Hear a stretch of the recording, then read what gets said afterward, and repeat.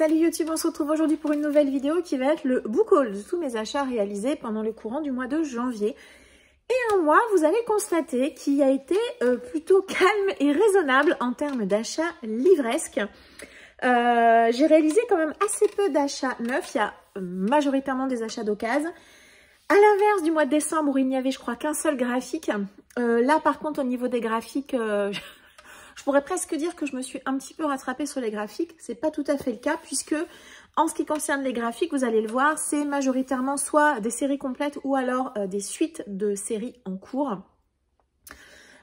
Puisque j'ai, je vous l'ai dit je crois dans mon bilan, hein, j'ai retiré énormément de livres de ma pile à lire et même de la bibliothèque. D'ailleurs après je me suis débarrassée de pas mal de livres et j'ai donc vendu beaucoup sur Vinted. J'ai également vendu plein d'autres choses. Bref, j'ai donc une cagnotte qui aujourd'hui qui est encore pas mal fournie.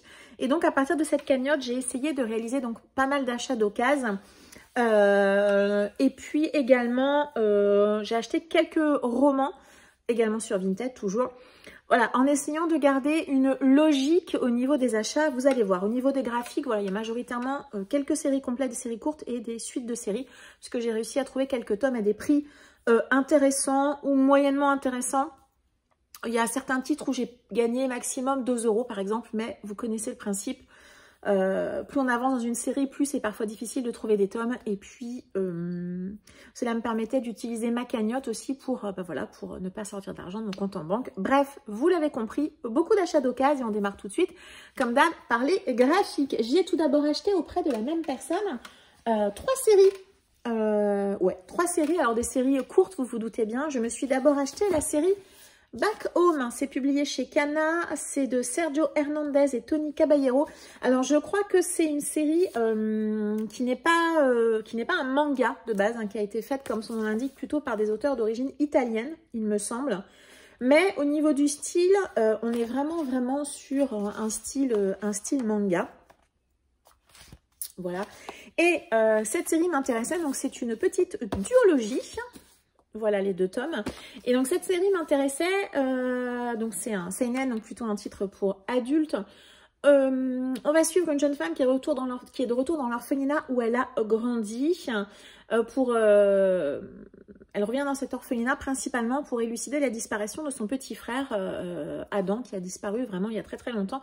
Et quand elle va revenir dans cette ville, elle va découvrir qu'il y a des créatures terrifiantes qui hantent les rues et des secrets qui entourent leur origine menacent de mettre la ville à feu et à sang. Donc on est plutôt sur une série un peu peut-être science-fiction horrifique. Il y a quelques pages couleurs, mais je vais pas vous les montrer parce que c'est assez loin. Voilà, le pitch, somme toute assez classique, mais ça me tentait bien. Et voilà, j'avais mis cette série en wishlist, donc j'étais contente de la trouver auprès d'un même vendeur, chez qui j'ai pris également une autre duologie qui est Arasaki, publiée chez Omake Books. Alors, vous voyez les 2 tomes, alors, il y en a un qui est beau, voilà, le tome simple, voilà, le tome 2 est beaucoup plus gros que l'autre, on est ici. Comme souvent chez Omake, sur une série un petit peu horrifique, puisqu'ici, on va faire la rencontre d'un personnage qui s'appelle Hinata. Elle décide de rentrer dans son village natal quelques jours avant de se marier.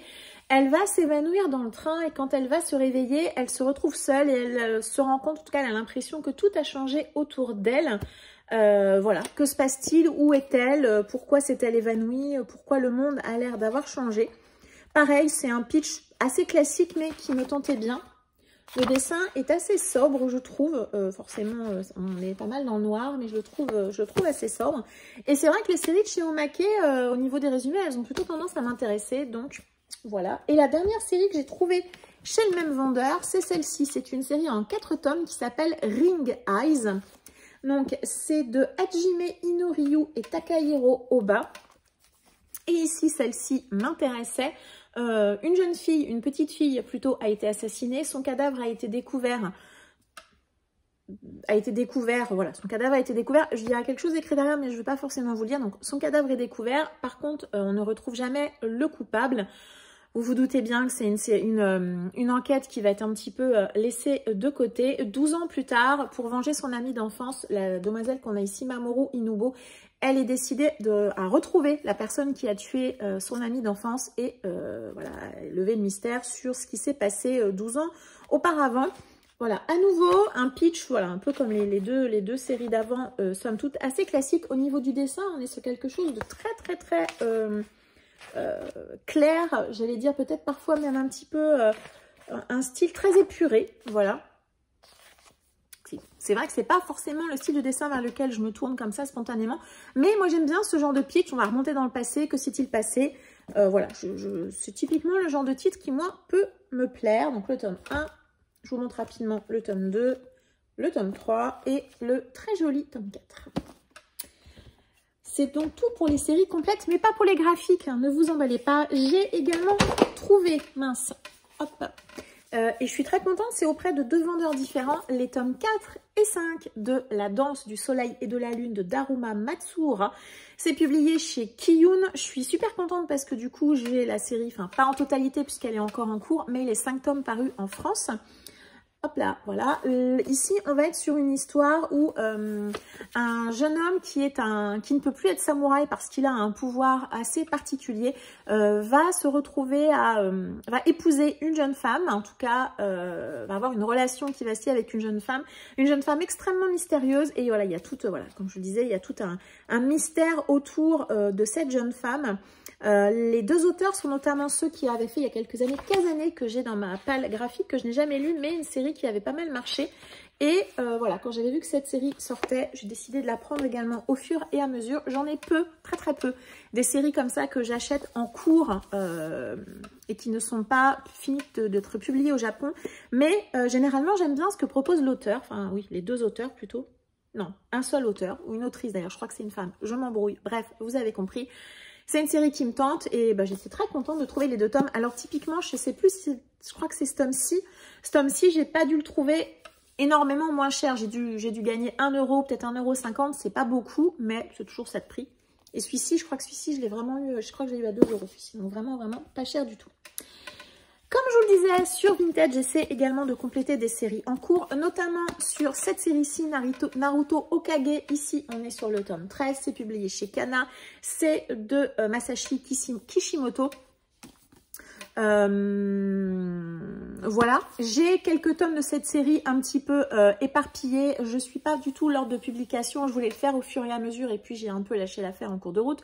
Donc quand je trouve des tomes à prix intéressants, c'est-à-dire à moins de 8 €, parce qu'avec les frais de port, il faut quand même qu'on puisse s'y retrouver. Donc j'essaie quand même je les achète pas tous parce qu'il y en a quand même quelques-uns qui sont en vente, mais à des prix approximativement du neuf, donc je vois pas trop l'intérêt. Mais voilà, j'en achète quand j'en trouve. Donc ici, c'est le tome 13. Je sais plus du tout où j'en suis dans la série, ni combien de tomes sont parus, mais voilà. Et ici, on est, il me semble, hein, au niveau du combat entre Naruto et Sasuke. Voilà, j'en dirai pas de plus. Si vous avez vu la série, je pense que vous voyez à quel moment on est. Voilà, je suis très contente de, quand je trouve des tomes, de les prendre et du coup de compléter la série Naruto. Moi, j'aime beaucoup l'animé, malgré les fillers, malgré tout le temps perdu. Et je serais curieuse, d'ici quelques temps, je pense, de redécouvrir la version manga, vraiment retirée de toutes les parties inutiles qu'on a dans l'animé. Bref, Naruto, shonen ultra classique. Je pense pas que ça soit nécessaire de vous le présenter. Ensuite, j'ai trouvé 3 tomes, alors auprès de 3 vendeurs différents, d'une série que vous n'avez pas vue sur ma chaîne depuis hyper longtemps. Donc j'ai trouvé le tome 13 de Sunken Rock de Boichi, c'est la version deluxe de chez Doki Doki.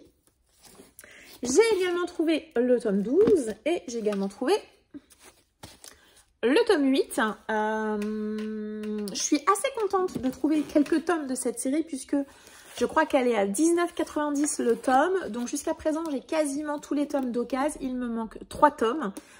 Si je ne les trouve pas d'occasion, parce qu'à mon avis, ça va être quand même assez compliqué, je les prendrai 9. Mais c'est vrai que j'ai quand même réussi à trouver à des prix relativement intéressants. Alors là, je crois que ceux-là, j'ai dû les avoir à 12 ou 13 € pièce. Bon, à nouveau, c'est pas un gain absolument énorme, mais c'est toujours quelques euros de prix. Donc je suis plutôt contente. Ici, Sunken Rock, c'est... alors, hop, on a un petit dessin derrière pour vous donner une idée du style graphique. Sunken Rock, c'est, en tout cas au démarrage de la série, plutôt des histoires de gangs rivaux. C'est surtout... Cette série m'intéresse surtout pour le style graphique de Boichi, qui, je trouve, il a un style absolument incroyable. Je vous invite à aller voir quelques planches sur le net. Il a un style que je trouve absolument magnifique. Après... attention parce que Sunken Rock, il y a quand même un certain nombre de scènes explicites et puis voilà, du fan service, etc. Il faut quand même le savoir. Mais moi, du coup, j'ai 3 tomes pour compléter cette série.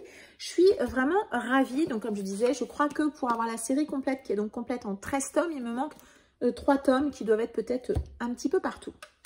Et puis, on a une édition. Alors là, je n'ai pas ouvert, hein, mais c'est une édition en hardback. Il y a des pages couleurs. Le papier est plutôt glacé, je crois.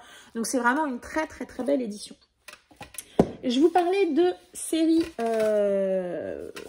de poursuite de séries, et il y a une exception à ça. Pareil, j'ai réussi à trouver 2 tomes chez 2 vendeurs différents d'une série qui m'intéresse énormément, c'est Crying Freeman. Donc c'est de Kazuo Koike et Ryoichi Ikegami, c'est une réédition publiée chez Glénat. Il me semble que ça sera une série complète en 5 tomes.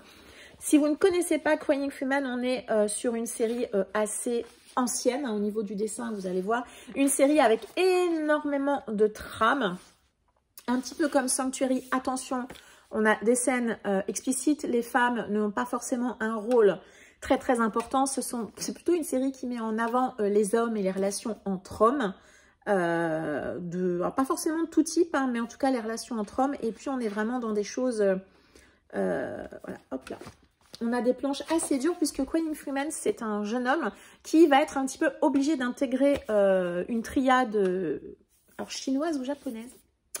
Une triade chinoise, je crois, que je ne dise pas de bêtises, c'est ça. Il va intégrer l'organisation mafieuse chinoise des 108 dragons, c'est ça. Et il va devenir leur assassin, leur homme de main. La particularité de cet assassin, c'est qu'à chaque fois qu'il tue, il pleure, d'où son surnom de Crying Freeman. Voilà. C'est une série assez ancienne, assez réputée, on va dire, en tout cas très connue, qui moi m'intéressait depuis de longues années. J'ai vu le film, qui est une adaptation de Christophe Gans, si je ne me trompe pas. Le film m'a pas laissé un souvenir incroyable, mais j'aimais bien, je sais pas, cette histoire m'intéresse. Et vous savez que moi j'ai tendance à plutôt aussi bien aimer les séries un petit peu anciennes, et notamment ce type de série que j'aurais aimé lire il y a des années et que voilà, j'avais pas pris... le train en marche. Là, j'ai la possibilité de refaire ces séries, donc j'en suis absolument ravie. Et donc, j'ai trouvé les 2 tomes chez 2 vendeurs différents. Voilà, tout simplement. Et pour terminer les graphiques, le dernier que je me suis trouvé, c'est le tome 15 de Full Metal Alchemist de Hiromu Arakawa. C'est publié chez Kurokawa. J'aime énormément cette série. J'ai vu les 2 animés. Je trouve que l'édition, elle est très agréable. Alors... un regret, il manque quand même, ça me manque quand même un petit peu de pages couleurs, il me semble. Mais voilà, je suis malgré tout, moi, j'avais pas du tout ce manga dans ma mangatech et c'est chose réparée puisque, comme je vous disais, c'est un animé que j'aime beaucoup. J'ai vu les 2 animés et voilà, et je suis ravie qu'il intègre ma mangatech. Voilà, j'en ai déjà parlé à de multiples reprises également. On va faire la rencontre de Alphonse et Edouard, pardon, pas du tout Alfred. Alphonse et Edouard, ce sont 2 jeunes garçons. Leur mère décède tout au début du manga. Ils vont vouloir la faire revenir grâce à l'alchimie. Malheureusement, ça va très très mal se passer. Alphonse va avoir son âme enfermée dans un corps de robot et Edouard va perdre un bras et une jambe. Alors, je sais jamais, bras gauche, bref, je sais jamais. Et ils vont décider de dédier leur vie un petit peu à essayer de retrouver Alphonse, son corps, et puis Edouard, les 2 parties manquantes de son corps. Voilà, c'est le point de départ en tout cas de cette histoire qui va beaucoup plus loin. C'est un animé que j'aime beaucoup et j'ai jamais lu le manga. Donc voilà, j'aurai l'occasion de le lire quand j'aurai la série complète. Et ça, c'est plutôt très cool.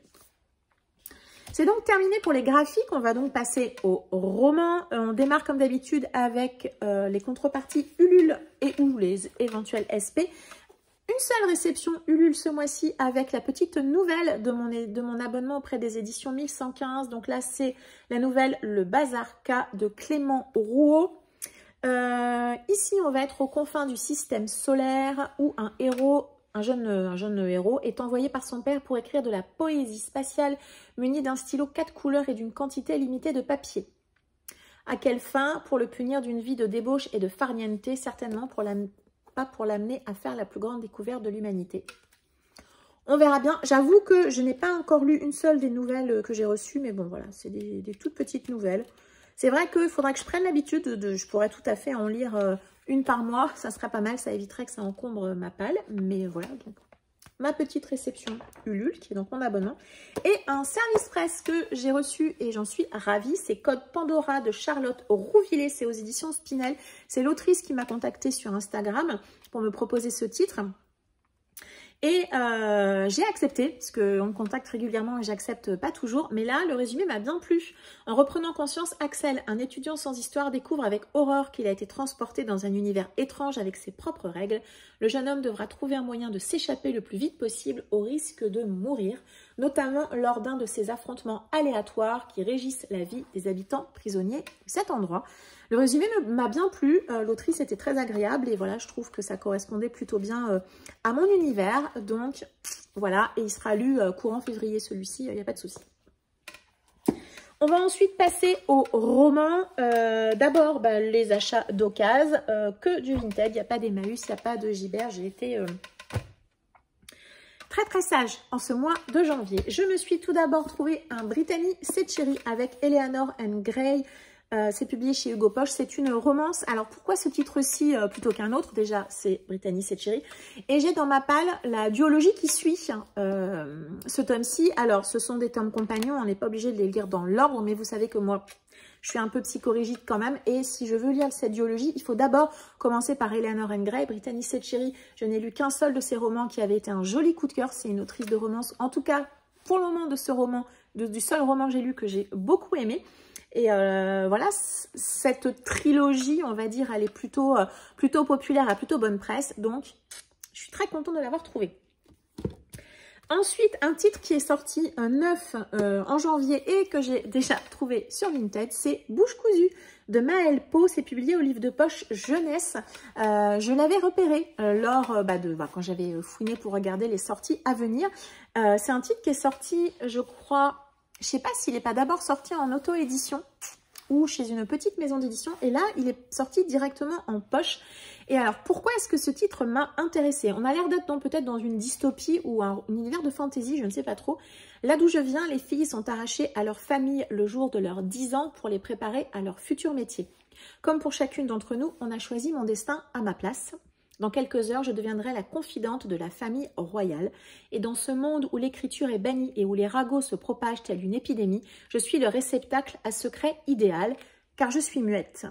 Et ce qui m'a fait me dire, déjà le résumé me plaisait bien, mais la dernière phrase, je me suis dit, il est pour toi. Cette dernière phrase, c'est, du moins, c'est ce qu'ils pensent tous. Et moi, je suis assez fan de ce genre de personnages qui cachent des secrets et de ce genre de personnages qui finalement ont plus de connaissances et de force que ce que l'image qu'ils en donnent. C'est quelque chose que j'aime beaucoup et le pitch m'a plu. Je trouve que la couve est extrêmement jolie. Livre de poche jeunesse ultra fluffy et puis voilà. Et puis je l'ai trouvé sur Vinted, donc je l'ai pris, mais le résumé me tente vraiment beaucoup. Ensuite, toujours dans mes pérégrinations pour essayer de compléter des séries que j'ai, je me suis enfin trouvée auprès du même vendeur ces deux petites novellas, Le mystère du tramway hanté de P. Djeli Clark, publié chez La Talente, et Les tambours du dieu noir de P. Djeli Clark, également chez La Talente. Ces deux novellas, je les cherche depuis un petit moment, mais je les voulais vraiment chez le même vendeur, pour limiter les frais de port, bien évidemment. J'ai acheté le tome qui suit, en fait, qui était publié dans une très jolie édition hardback, etc. Et si je suis les avis des personnes qui les ont lus, et puis également comment ça a été enregistré depuis sur Livre Addict, pour bien apprécier ce troisième tome qui est un roman, il faut lire ces deux novellas avant. Donc voilà, je les ai cherchées et j'ai fini au bout d'un certain temps par les trouver auprès du même vendeur. Je suis très contente, je ne les ai vraiment pas payées très cher. Et voilà, et du coup maintenant, je pourrais me lire cette série. Vous voyez mon côté psychologique. Toujours pareil, j'ai réussi à trouver un tome 4 d'une série de chez Léa. Et ça, c'est assez incroyable. Enfin, The Five Dark Fates de Kendare Blakes. C'est le tome 4 de Three Dark Crowns. Donc, c'est une fantasy young adulte avec, en gros, des jeunes femmes. Il y a un seul trône et elles sont 3 ou 4 sœurs. Et j'ai cru comprendre qu'elles devaient plus ou moins s'entretuer pour savoir laquelle il resterait. Voilà, et j'ai eu du bol, j'ai trouvé ce 4e tome en occasion. J'ai donc réussi à trouver les 4 tomes en occasion. Et ça, je suis plutôt contente. Je suis désolée, j'essaie d'aller vite, j'ai la lumière qui est en train de se faire la malle. Bref. Ensuite, toujours en occasion, également une sortie de janvier, Les Féeries d'Eshad de Cindy Van Wilder, c'est publié chez Scrinéo, c'est de la fantasy. Cindy Van Wilder, je ne la lis pas quand elle écrit du contemporain parce que malheureusement, je l'ai déjà dit, mais le contemporain young adulte, je ne suis pas la cible et j'en ai déjà lu quelques-uns et je ne suis pas particulièrement concernée. Vous savez que du contemporain, j'en lis pas forcément beaucoup. Donc le contemporain young adulte, je ne suis pas la cible et je ne m'y retrouve pas voilà, dans ses lectures, tout simplement, ce qui est assez logique en somme. Par contre, quand elle écrit de la fantasy, ça me tente déjà plus. J'avais lu sa série Les Outrepasseurs. J'avais eu un très joli coup de cœur pour le tome 1. Le reste, peut-être un petit peu plus classique, mais j'avais passé un bon moment malgré tout. Et quand j'ai vu qu'elle allait ressortir un titre de fantasy, voilà, j'étais plutôt partante. Et en plus, si je ne me trompe pas, c'est un one-shot. Et si tout ce qui vous entourait n'était que des illusions qui dissimulent une sombre réalité. J'avoue que j'en ai pas regardé beaucoup plus. Je l'aurais acheté neuf, mais il s'avère que je l'ai trouvé d'occasion. Donc vous vous doutez bien que à choisir, j'ai quand même préféré l'occasion au neuf. Mais voilà, je suis ravie de l'avoir trouvé. C'est tout pour mes achats d'occasion. Et oui, déjà, voyez-vous, Stéphanie devient raisonnable. Et on va ensuite passer aux achats neufs. Et vous allez voir qu'il n'y en a pas tant que ça non plus. Je me suis tout d'abord trouvé dans mon Carrefour le tome 7, 6, 7. Je crois que c'est le tome 7. Raté. Le tome 9 de la série Les Aventuriers des Highlands. Quelque chose comme ça.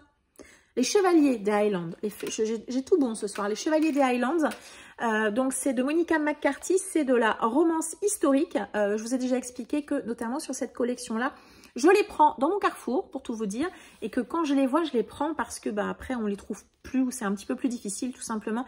C'est une série de fantasy historique dont j'ai entendu beaucoup de bien il y a quelques années, et voilà, et maintenant quand j'ai vu qu'elle ressortait, sachant qu'il y a certains de ces tomes qui coûtent une fortune dans l'ancienne édition, voilà, je me suis dit, il faut que je les prenne. Et quand je les vois, je les prends tout simplement. Ensuite, on va passer au titre que vous avez déjà vu, je pense, en long, en large et en travers sur toutes les chaînes. Je me suis pris Dark Shores de Daniel L. Jensen. C'est publié chez Big Bang, Brajlon, collection Big Bang. Alors, je ne savais pas quand je l'ai acheté, mais on est un petit peu sur du papier parcheminé, un peu comme les éditions Grimoire de Margaret Rogerson. Ça fait un superbe effet.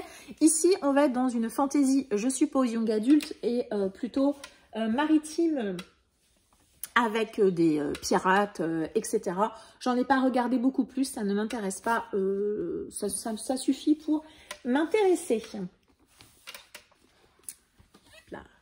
Ensuite, une autre série également chez Brajlon, je pense que vous l'avez vu partout, c'est une fin de duologie. C'est celle-ci, Celui qui noya le monde de Shelley Parker Chan, c'est donc un Brajlon. En plus, avec la lumière qui disparaît, ça fait des effets encore plus jolis. Donc, on a forcément maintenant un jaspage, on a voilà, les pages à l'intérieur qui sont absolument magnifiques. C'est donc, alors, fantasy historique d'inspiration asiatique, a priori plutôt très historique et politique davantage que fantasy. Par contre, je ne m'attendais pas à ce que ça soit une énorme briquette comme ça. Franchement, il est vraiment énormissime. Mais voilà, j'ai le tome 1. Vous savez que dès que j'entends inspiration asiatique, comme dirait Laurent, c'est ma kryptonite, je ne peux pas résister. J'ai le tome 1, il me fallait absolument le tome 2. Le voici. Et donc, si je ne me trompe pas, la duologie est complète. Et ensuite, le De Saxus est le seul De Saxus du mois. C'est celui-ci, c'est Foxglove d'Adaline Grace. Donc, c'est chez De Saxus. Voilà, vous l'avez vu partout. Moi, il est encore sous blister. Je pense que c'est un tome 2 d'une trilogie. Ouais, je pense que c'est un tome 2 d'une trilogie. Voilà, j'en sais pas beaucoup plus. J'avais le tome 1, donc je poursuis avec ce tome 2. Voilà, on va pas s'appesantir dessus puisque voilà, c'est du De Saxus, vous les avez vus partout, ils ont une stratégie de com ultra agressive. Et voilà, comme j'ai le début de la série, bien je poursuis cette série tranquillement. Et donc, le dernier achat neuf, et oui, c'est le dernier achat du mois, vous avez vu. On est presque à 25 minutes et on a déjà fini le Poucol. Alors, vous pourrez dire dans les commentaires quand même que là, vraiment, en janvier, j'ai géré. Et le dernier titre que je me suis acheté, c'est pas tout à fait un roman, puisque je me suis trouvé le Pop Icons sur Lovecraft, que je me suis procuré tout début janvier. Je crois qu'il était sorti en décembre. C'est un peu comme, moi j'ai déjà acheté le Pop Icon Stephen King qui est paru l'année dernière. Et quand j'ai vu qu'ils avaient fait un Lovecraft, forcément que je me suis jetée dessus. C'est un peu le même principe. Alors celui-ci, il est dirigé par Alex Nikolavitch, qui est donc un spécialiste de Lovecraft.